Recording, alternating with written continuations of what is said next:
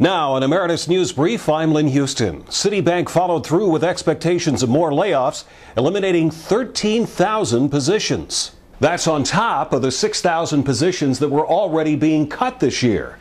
And by this time next year, some analysts are saying that 175,000 financial jobs could be lost industry-wide. More on the Emeritus News business page. More action in Washington this week on major legislation. That mortgage aid bill has advanced in the Senate, but still there's a lot of work to be done on it. Critics say it does more for banks than for those who need the help. The bill would give the FHA authority to write new, cheaper mortgages if banks agree to take some of the losses in exchange for keeping customers paying on their mortgages and the FHA sharing any profits. A House version has already passed, but differences remain. And possible aid for the Guard and Reserves who face the possibility of bankruptcy because of reduced incomes. The House has passed a bill giving them an exemption from the so-called means test in order to file for Chapter 7 bankruptcy.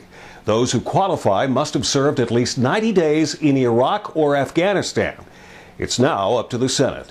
Two major reports out today showing that housing values have taken a dive. In one government survey, it's the steepest decline since 1991. Another by the Standard & Poor's says home values for April sank 15% compared with a year earlier. The House also passed a Medicare fix that prevents pay cuts to doctors who treat Medicare patients. That was to have gone into effect July 1st. Instead, those cuts will now come out of the Medicare Advantage private insurance program. That one moves to the Senate as well. Emeritus News, home of the best advocacy directory for Americans 50 and older. That's an Emeritus News Brief. I'm Lynn Huston.